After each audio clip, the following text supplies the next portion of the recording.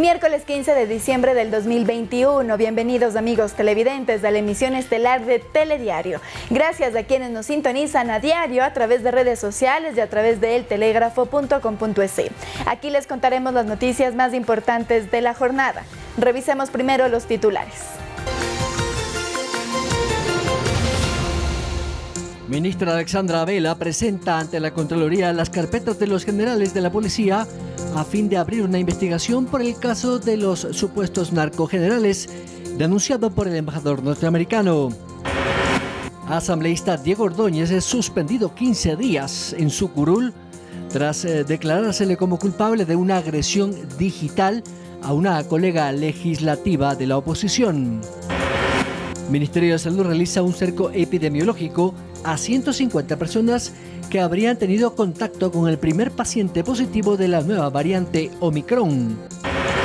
En deportes, Steven Aro del Team Pichincha ganó la Vuelta Ciclística al Ecuador.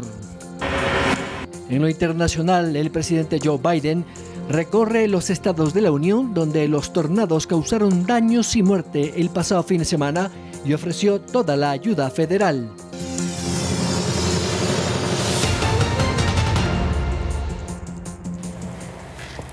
Iniciamos contándoles que la comandante de policía en rueda de prensa aseguró que ninguno de los generales del Estado Mayor ha perdido sus visas norteamericanas, en referencia a lo denunciado por el embajador estadounidense Michael Fitzpatrick, quien sugirió que habría narcogenerales en sus filas. Varela solicitó a la Contraloría General del Estado, la Unidad de Análisis Financiero UAFE, a la Superintendencia de Bancos, que realicen los exámenes necesarios de cuentas bancarias y bienes de todos los oficiales que han ascendido desde el 2016. La denuncia del embajador estadounidense sobre la injerencia del narcotráfico en la policía tuvo una respuesta institucional. En un encuentro con medios de comunicación sin preguntas de los periodistas, la general Tania Varela deslindó alguna relación con los 15 generales activos del alto mando de la institución.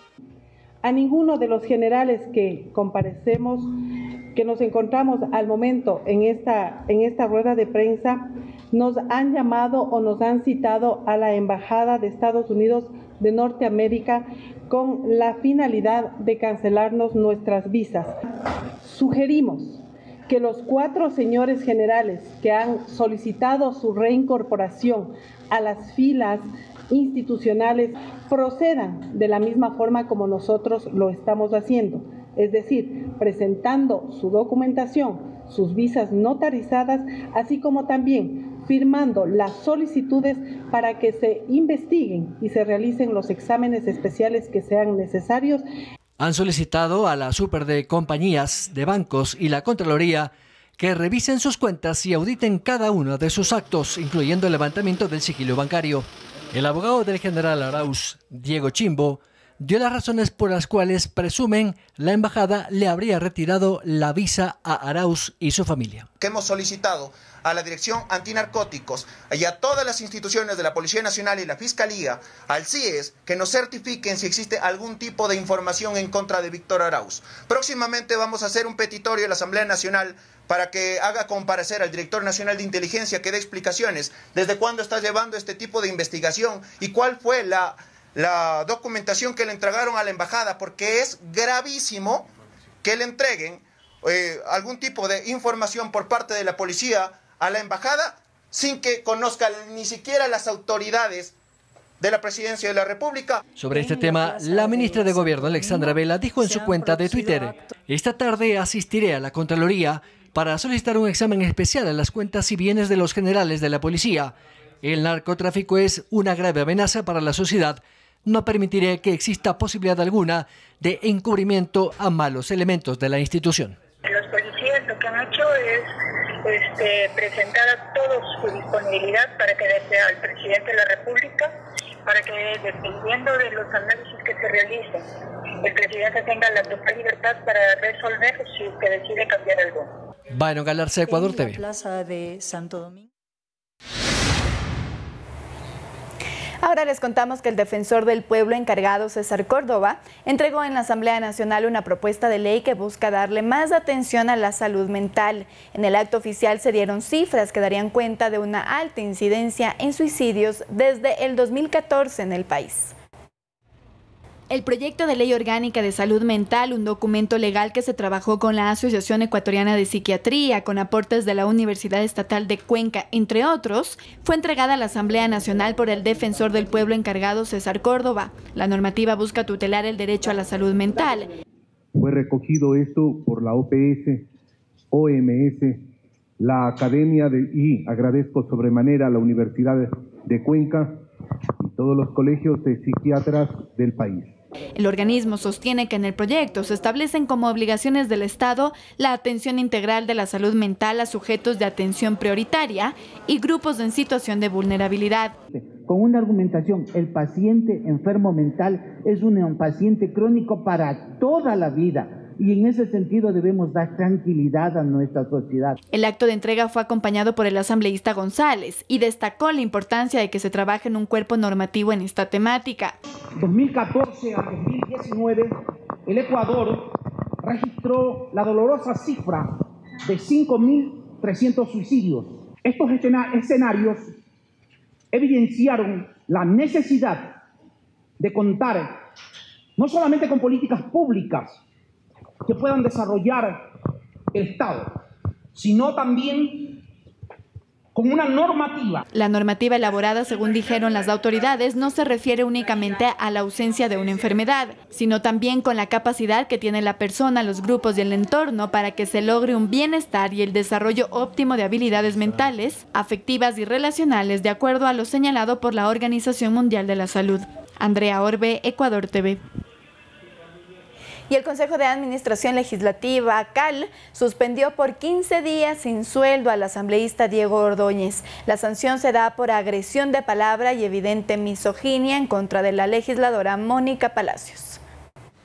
El asambleísta de Creo Diego Ordóñez fue sancionado con una suspensión de 15 días sin sueldo por agresión de palabra y evidente misoginia en contra de la legisladora Mónica Palacios. Esa fue la resolución que adoptó el Consejo Administrativo de la Legislatura la tarde de este martes 14 de diciembre. Se estableció que el Parlamento incurrió en una falta administrativa grave. Valenska Chiriboga, politóloga y defensora de los derechos humanos, explica que en sí el comentario estuvo bien catalogado por el CAL, ya que el contexto del mismo hace referencia a un video que se difundió con anterioridad del asambleísta. Dinámica y recae sobre misoginia y violencia política porque, digamos, el ataque hacia ella que realiza el asambleísta Diego Ordóñez es por sobre su género y sobre su función como mujer, como asambleísta mujer.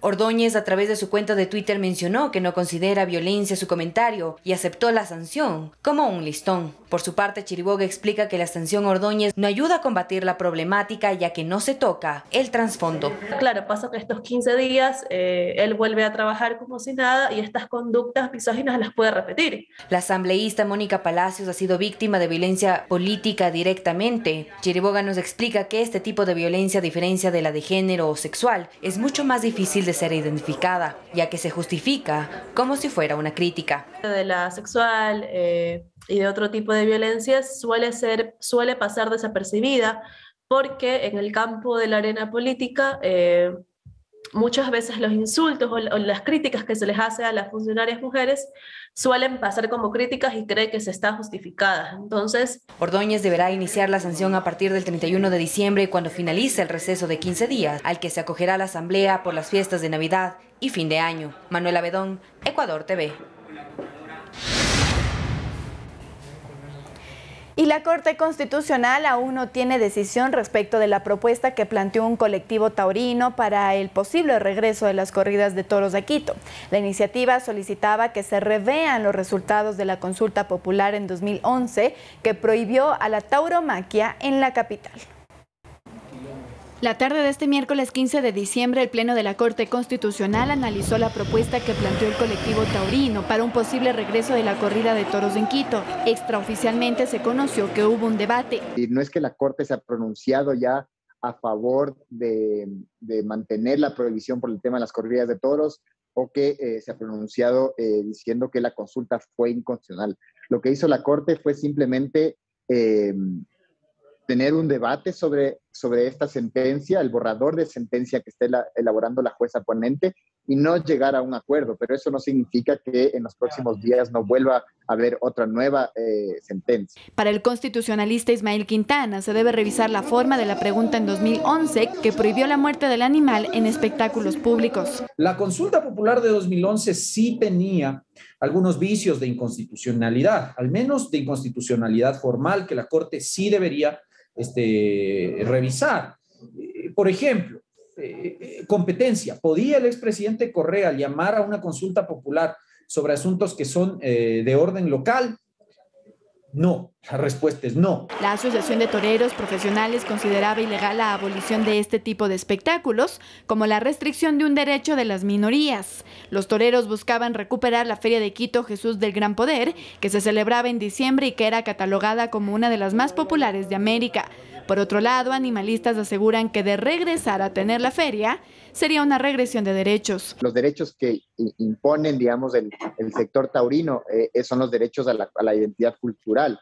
La Constitución es sumamente claro, en su artículo 21 establece, en el último párrafo, este artículo, que la cultura no podrá invocarse para denigrar o perjudicar a otros derechos. La demanda fue presentada en 2020, pero la Corte Constitucional suspendió la audiencia para entrar a una fase de deliberación antes de emitir la sentencia sobre el caso. Los taurinos señalaban la inconstitucionalidad en el artículo 1 de la ordenanza número 127/2011, aprobada por el Consejo Metropolitano de Quito. Andrea Orbe, Ecuador TV. Es momento de nuestra primera pausa, amigos televidentes, pero al retornar tenemos más información. Ya volvemos. Síguenos en nuestras redes sociales, Facebook, Instagram y Twitter.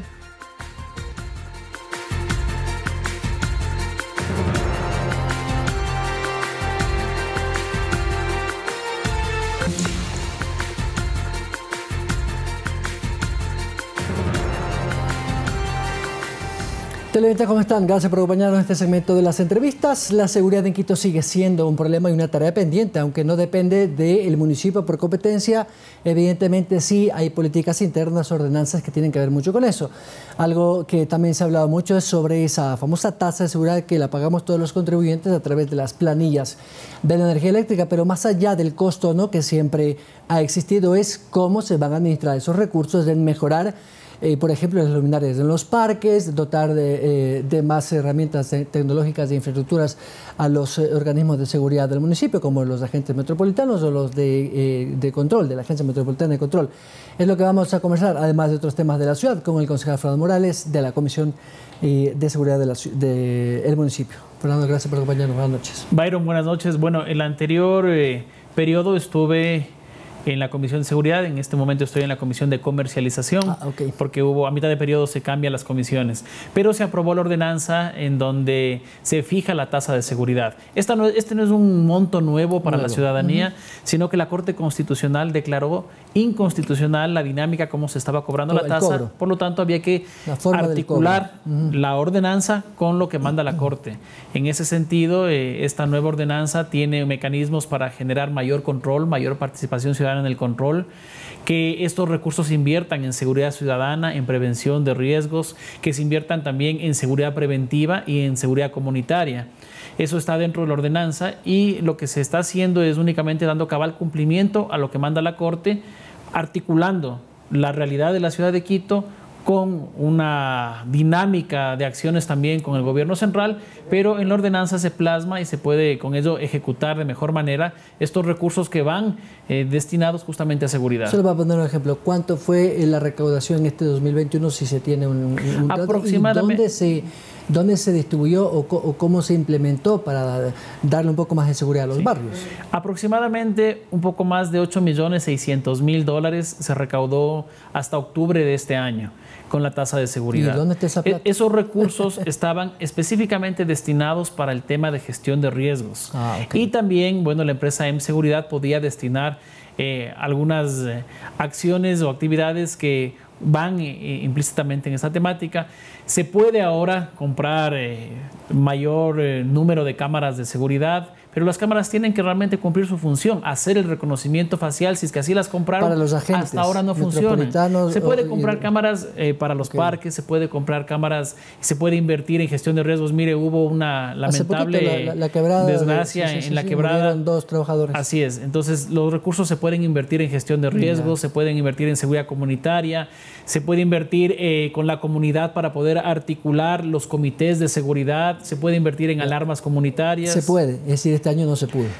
Este año era un poco más limitado, era exclusivamente a la gestión de riesgos, el tema de la tasa de seguridad.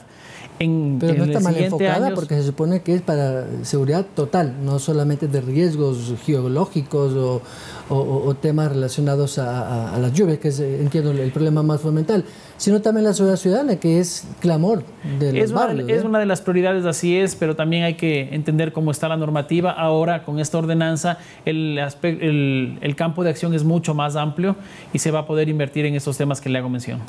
El tema de la ordenanza sobre el uso de armas blancas, después de lo que vimos, esos asaltos, incluso un asesinato de un agente civil, recuerdo, creo que fue el año pasado. ¿Por qué se demora tanto en implementar esa ordenanza? Tiene casi un año. Se está articulando con el gobierno central, han habido ya varios talleres, han habido varias capacitaciones entre la policía y la entidad municipal. Aparte de eso, se tiene que lograr una dinámica en la que el control de las armas blancas se pueda efectivizar. El municipio de Quito está trabajando, la Comisión de Seguridad está trabajando y llegará eso al Pleno del Consejo Metropolitano y se podrá debatir. Es una de las prioridades también que se tiene. Ahora, el tema también de comercialización en el centro, que a propósito también en estas épocas navideñas se articula mucho el comercio, sobre todo en el centro, los famosos centros comerciales del ahorro que están regentados con el municipio. No sé hasta qué punto también hay seguridad para que el ciudadano asista a estos lugares de comercialización donde están los pequeños y medianos empresarios. Si a la salida me van a atracar, entonces ¿para qué voy a estos centros si no me brindan seguridad? Bueno, son fechas complejas. Son fechas en donde noviembre, diciembre, al ser festivo, buscan los señores comerciantes lograr mejorar o recuperar un poco lo que todo el año tal vez no les fue tan bien.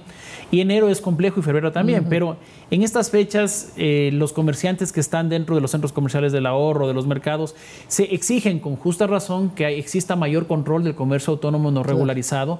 También se está trabajando en eso y al comerciante autónomo no regularizado se le está brindando las alternativas de reubicación. Se le está brindando alternativas donde pueda realizar su actividad económica. Porque no es cuestión, por ejemplo, hay un proyecto de corredores comerciales en diferentes puntos de la ciudad de Quito. Esto está avanzando con bastante fuerza, con un dinamismo muy interesante y se está haciendo y levantando un censo en la ciudad de Quito de cuántos son los compañeros comerciantes autónomos no regularizados. Van a ser mucho más de 8,000.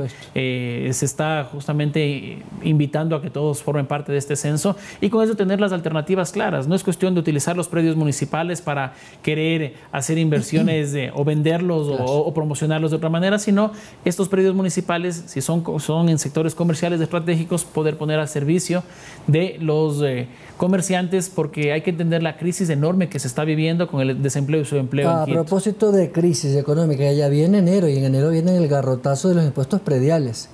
¿Van a disminuir los impuestos prediales o van a seguir cobrando? Porque Quito es una de las ciudades más caras en prediales. Mire, el tema de los impuestos no es una invención de un concejal o no es un tema donde se puede improvisar. Está en la normativa, hay que dar cumplimiento, claro que sí. Y si no se da cumplimiento, obviamente Contraloría realiza las acciones, Contraloría, y no solo Contraloría, sino todas las entidades de control realizan las acciones pertinentes. Pero los sectores comerciales han dicho que se debería revisar en algo, porque efectivamente en una situación tan difícil económicamente, ¿cómo se van a mantener los mismos impuestos? Las estrategias para dinamizar la economía, para mejorar las condiciones de los señores comerciantes formalizados y no formalizados y de los empresarios también, se ha venido tratando en diferentes ordenanzas.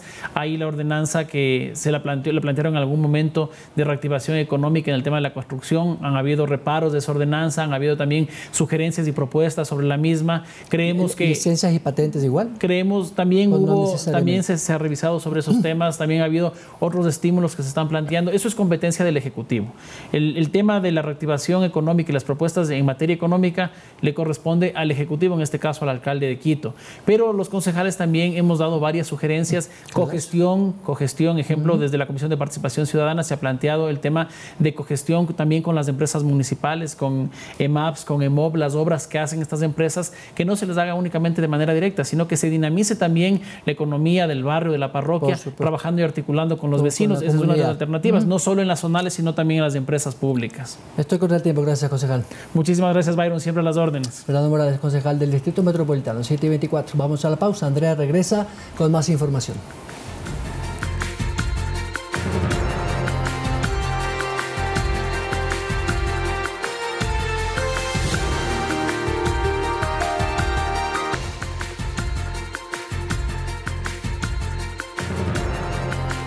Somos retransmitidos por Pública FM, Quito, Guayaquil y Cuenca 105.3, Manta 88.1.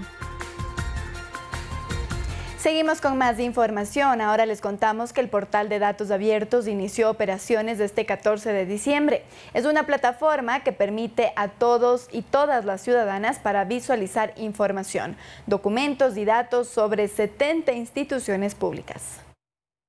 Este 14 de diciembre, la Secretaría Nacional de Planificación y la Fundación de Ayuda por Internet presentaron oficialmente el Portal de Datos Abiertos de Ecuador, un portal que espera sea una herramienta para impulsar la transparencia. 400 conjuntos de datos de cerca de 70 instituciones públicas están a disposición de la sociedad ecuatoriana.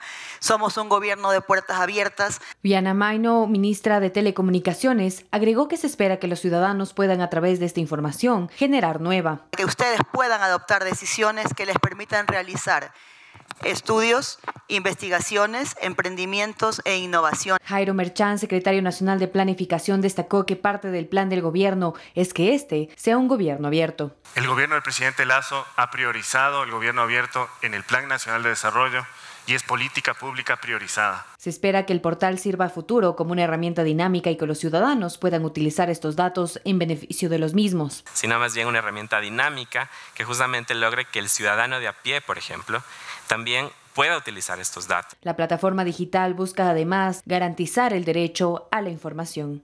Manuela Bedón, Ecuador TV.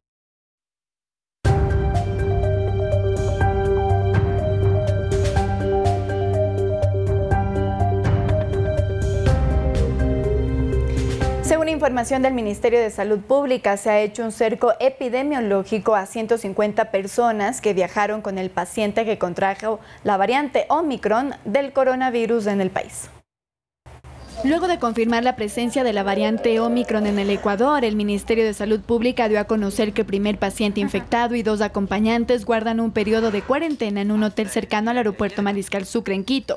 La ministra de Salud, Jimena Garzón, dijo que se trata de un ingeniero de 48 años de la Agencia Ecuatoriana de Aseguramiento de la Calidad del Agro, que había viajado a mediados de noviembre a Sudáfrica por asuntos laborales. Se informó además que se ha desplegado un cerco epidemiológico en torno a los contactos del infectado y se ha dispuesto un plan de vigilancia epidemiológica a los 150 pasajeros del vuelo Panamá-Quito en el que viajó el paciente. Garzón aseguró que el gobierno dispone de un plan para hacer frente a esta variante, considerada de importancia como ya lo hizo con la Delta, que en su momento también fue sometida a un programa nacional de control. Andrea Orbe, Ecuador TV. Y hoy, junto al doctor Carlos Nieto en el segmento de salud, seguimos hablando de la importancia del diagnóstico de la hipertensión arterial. Esto es Doctor 7.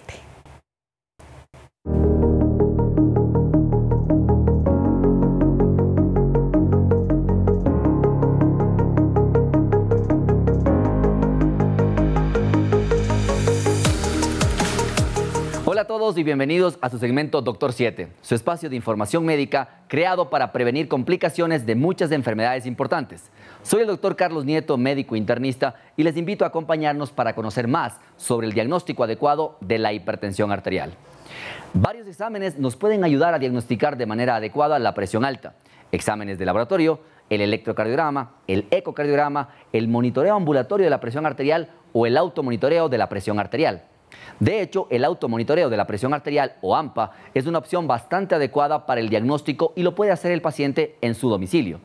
El monitoreo ambulatorio de la presión arterial o MAPA es un examen que determina verdaderamente si la presión arterial es alta o normal y permite grabar por 24 horas al paciente en sus actividades normales e inclusive en su sueño, lo que mejora el diagnóstico y el tratamiento. Estos estudios, sumados a los exámenes de sangre y orina, además del electrocardiograma, nos permitirán saber el grado de hipertensión y el daño en otros órganos, aparatos o sistemas. Esperamos que la información que les brindamos les permita conocer más de cerca a esta peligrosa enfermedad, que puede hacer mucho daño y traer complicaciones graves para quien la padece. Les invitamos para que nos acompañen en nuestro próximo segmento de Doctor 7, para que ustedes conozcan más acerca de las enfermedades frecuentes, porque nosotros estamos atentos a tu salud.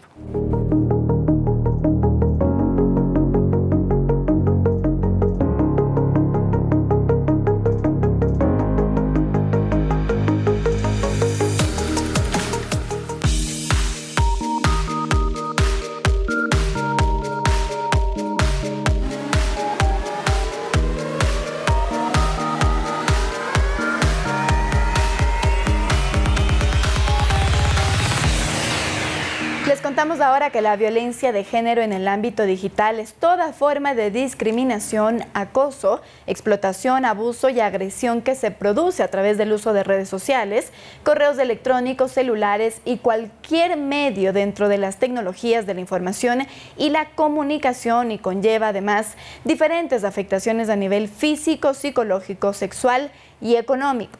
En el tema del día conoceremos herramientas para protegernos de este tipo de violencias con Nicole Morales. Buenas noches, Nicole. Gracias. Un saludo a todos. Recibir una imagen íntima indeseada, mensajes hirientes o que una persona entre en una red social sin permiso son algunos ejemplos de la violencia de género digital. Las investigaciones realizadas por el Taller de Comunicación Mujer revelan que este tipo de violencias afectan principalmente a niñas y niños, adolescentes, mujeres y personas LGBTIQ+. Conozcamos más esta problemática. Con la llegada de la pandemia y de la hiperconectividad, los índices de violencia de género digital aumentaron de manera alarmante. De hecho, el 23% de las mujeres a nivel mundial ha reportado y experimentado abusos y acoso por medio de las tecnologías, por lo menos una vez en su vida. La violencia de género en el ámbito digital es toda forma de discriminación, acoso, explotación, abuso y agresión que se produce a través del uso de redes sociales, correos electrónicos, celulares y cualquier medio dentro de las tecnologías de la información y comunicación, y conlleva además diferentes afectaciones a nivel físico, psicológico, sexual y económico. Estas violencias afectan principalmente a mujeres, niñas, niños y adolescentes y personas LGBTIQ+, debido a la reproducción de relaciones de poder que se dan en contextos de desigualdad. La violencia de género que sucede en el ámbito, digamos, físico, en las relaciones familiares, en las relaciones comunitarias, sucede también en las relaciones que construimos y que vamos gestando en lo que es Internet y a través de las tecnologías. Existen varios tipos de violencia de género en el ámbito digital, como el acoso digital, que es el hostigamiento, amenaza, agresión, difamación o extorsión con la intención de discriminar, disuadir o amedrentar a una persona por razones de género. De igual manera, la violencia sexual digital enfrenta estas problemáticas, pero con fines sexuales. Por su lado, la violencia sexual digital contra niñas, niños y adolescentes incluye la pornografía infantil y el grooming, que se refiere al contacto de personas adultas con menores, generalmente para fines de explotación sexual o de extorsión. El doxing, que es compartir información en línea sobre la identidad o la vida privada de una o varias personas sin su consentimiento. Además, discursos de odio y expresiones discriminatorias, ataques a la libertad de expresión, hackeo de dispositivos y cuentas. Hay otros tipos de violencia sexual digital que son muy comunes, que efectivamente, por ejemplo, es el acoso de naturaleza sexual, cuando los mensajes, las llamadas reiteradas, indeseadas, o el envío de contenidos a otras personas tienen un componente sexual, ¿no? Pues conocemos estos envíos de genitales que nadie ha pedido, por ejemplo. Estas violencias afectan a las víctimas en varios aspectos. El miedo, la inseguridad, ¿no? Y muchas veces también esto llega a derivar en que las personas reduzcan completamente su uso de las tecnologías, ¿no? Por este mismo miedo o temor a que pueda llegar a más cosas, entonces en muchos casos deciden cerrar las cuentas. El marco jurídico ecuatoriano contiene disposiciones específicas para la protección de los derechos frente a situaciones de violencia de género, incluida la que se ejerce y reproduce en el ámbito digital. Además, organizaciones sociales acompañan y difunden herramientas para prevenir estas violencias. La Ley Orgánica para Prevenir y Erradicar la Violencia contra las Mujeres de 2018 reconoció la violencia de género en los medios digitales, pero además, el 30 de agosto de 2021, en Ecuador entró en vigencia la Ley Reformatoria del COIF para prevenir y combatir la violencia sexual digital y fortalecer la lucha de los delitos informáticos, enmarcado en el artículo 179. Pero si una persona cualquiera es sometida a que se le soliciten actos sexuales de cualquier tipo, el victimario va a tener una pena, se le puede condenar de entre 1 a 5 años. Si la solicitud de estos actos sexuales se realiza a través de medios telemáticos. Además, esta reforma penaliza con pena privativa de la libertad de 1 a 3 años a la persona que reproduzca estos videos, imágenes o información que fue obtenida lícita o ilícitamente. Cualquier persona que reciba un video de un tercero de carácter sexual y lo reproduce está cometiendo un delito. No es que como yo no intervine el teléfono o como yo ya no tengo nada que ver. No, si yo recibo el video y no digo que lo están reproduciendo, también es un delito en razón de la complicidad. Sin embargo, los datos de la Fiscalía de 2019 revelan que en 1.145 casos de violencia de género digital, la Fiscalía no acusó a ningún sospechoso por el delito. Nosotras en la investigación que hicimos en 2019 nos dimos cuenta que muchos delitos electrónicos tenían más de un 90% de impunidad. Para enfrentar esta problemática, Taller de Comunicación Mujer elaboró una página web con herramientas prácticas de protección digital denominada Navegando Libres por la Red. Algunas recomendaciones son cambiar las contraseñas cada 3 a 6 meses, usar contraseñas con 12 caracteres incluidos espacios en blanco y signos, evitar el uso de datos personales en contraseñas como fechas de nacimiento, tener un antivirus. También recomienda cambiarse a aplicaciones de mensajería segura como Signal o Wire, apagar el GPS de las aplicaciones y aparatos, en redes usar la autenticación en 2 pasos, entre otros. Los cuidados digitales pasan por el consentimiento siempre y el consentimiento expreso, ¿no? O sea, yo sí tengo que pedir consentimiento para almacenar imágenes de otra persona en mi celular y creo que a veces esto no lo damos por hecho. Según el Comité de Derechos Humanos sobre Violencia en contra de las Mujeres, en 2018 el 23% de las mujeres a nivel mundial reportó abusos y acosos por medio de las tecnologías, por lo menos una vez en su vida. Conocer estrategias básicas de protección virtual es una manera efectiva de frenar los índices de violencia de género que aumentaron con la llegada de la pandemia y la hiperconectividad. Seguimos con más información. Muchas gracias, Nicole, por ese reporte. Y ahora cambiamos de tema y les contamos que el alcalde de Quito, Santiago Guarderas, dio a conocer sobre el hallazgo de los cuerpos sin vida de 2 trabajadores de la empresa de agua potable. El alcalde de Quito, Santiago Guarderas, confirmó la mañana de este miércoles 15 de diciembre que 2 trabajadores de la empresa pública metropolitana de agua potable y saneamiento EMAPS fallecieron en la quebrada Caicedo al ser arrastrados por la corriente. Fallecieron en el cumplimiento de su deber. Estaban en este proceso de la limpieza de esta piscina y lamentablemente al que entendemos que en el momento en que trataron de abrir las compuertas para que pueda correr el agua, probablemente la fuerza la fuerza de todo lo que significaba el agua más los palos y todo lo que venía arrastrando, probablemente generó una presión y quedaron atrapados. El burgomaestre expresó sus condolencias a los familiares de Alfonso Núñez y Diego Lozada, cuyos cuerpos sin vida fueron rescatados tras 8 horas de búsqueda. Por tratar de desfogar el agua, han tenido este caso fortuito que nos enluta a todo el municipio de Quito, porque lo hacen con sacrificio.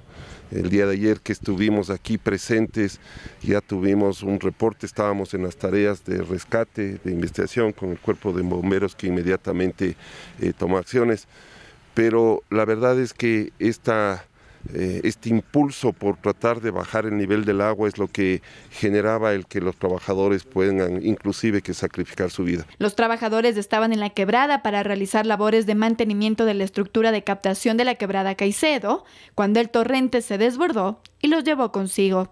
Andrea Orbe, Ecuador TV.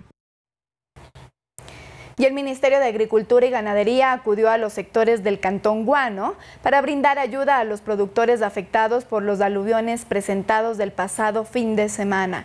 Los afectados recibieron alimentos para su ganado.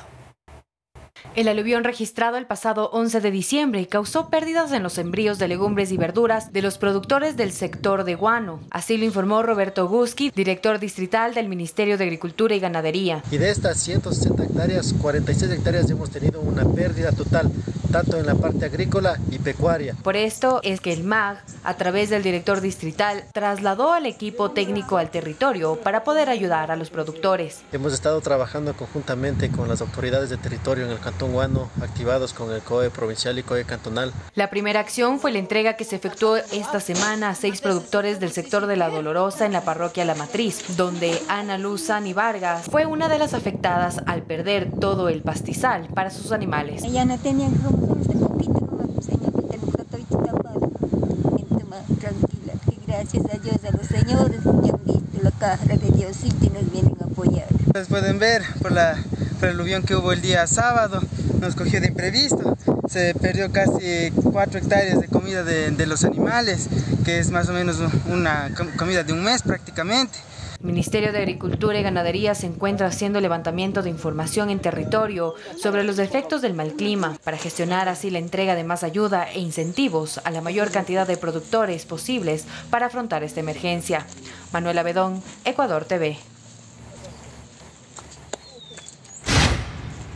Cambiamos de tema y ahora les contamos que Puerto Napo, en la provincia del mismo nombre, fue fundada en 1920 y es una de las parroquias más antiguas de la región amazónica. Este 15 de diciembre está cumpliendo 101 años de vida, tiempo en el cual esta pequeña localidad ha sido testigo y protagonista del desarrollo de toda la Amazonía.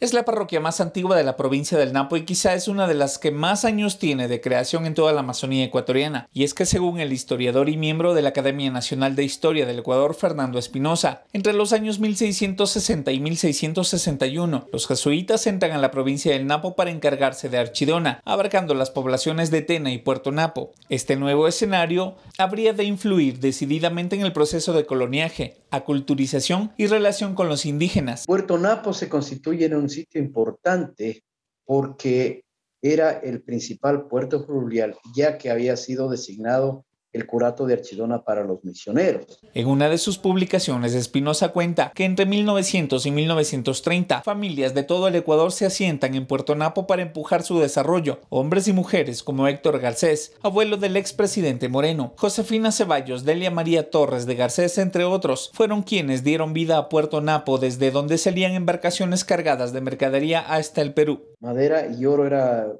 maderable y eran los pueblos oreros los que habitaban en las orillas de los ríos y regresaban con productos ya elaborados. Puerto Napo cobra mayor trascendencia en el año de 1963 con la llegada de la carretera desde Puyo, convirtiéndose este lugar no tan solo en un puerto fluvial, sino también paso obligado de camiones y transporte público proveniente de la sierra que llegaba hasta la Amazonía para realizar actividades de comercio. Tenían que cruzar la Gabarra, la Taravita, de igual manera.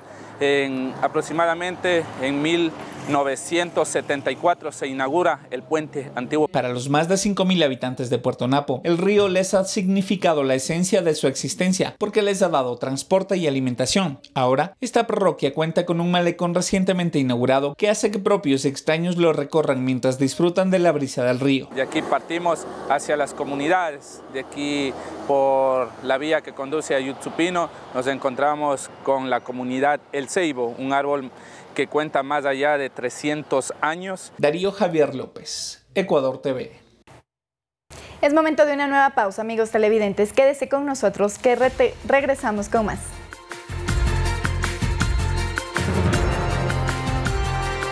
Somos retransmitidos por Pública FM, Quito, Guayaquil y Cuenca 105.3, Manta 88.1.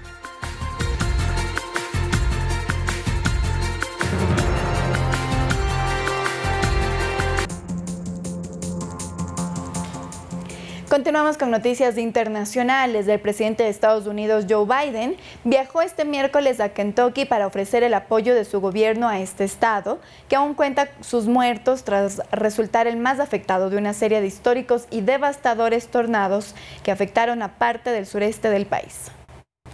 Por quinta vez desde que asumió el cargo hace menos de un año, el presidente Joe Biden tuvo este miércoles 15 de diciembre del 2021 la tarea de visitar un área devastada por un desastre natural para ofrecer consuelo y condolencias a los damnificados. Biden se dirigió a Kentucky para estudiar los daños y ofrecer apoyo federal a las víctimas de los devastadores tornados que mataron a decenas y dejaron a miles en la región sin calefacción, agua ni electricidad. Más de 30 tornados azotaron Kentucky y al menos otros 4 estados durante el fin de semana, matando a 88 personas y demoliendo casas, derribando líneas eléctricas y cortando a los residentes de servicios públicos, claves cuando las temperaturas bajaron por debajo del punto de congelación en Kentucky a principios de esta semana. Este miércoles por la mañana, mientras esperaba al presidente, máquinas comenzaron a limpiar escombros entre los edificios derrumbados en Mayfield y Fort Campbell. Si bien se espera que Biden hable, no es el foco del viaje. La secretaria de prensa de la Casa Blanca, Jane Penske, dijo que el presidente se reunirá con las víctimas de la tormenta y los funcionarios locales para brindar apoyo federal. El presidente firmó 2 declaraciones federales de desastres para Kentucky durante el fin de semana, proporcionando ayuda federal para operaciones de búsqueda, rescate y limpieza,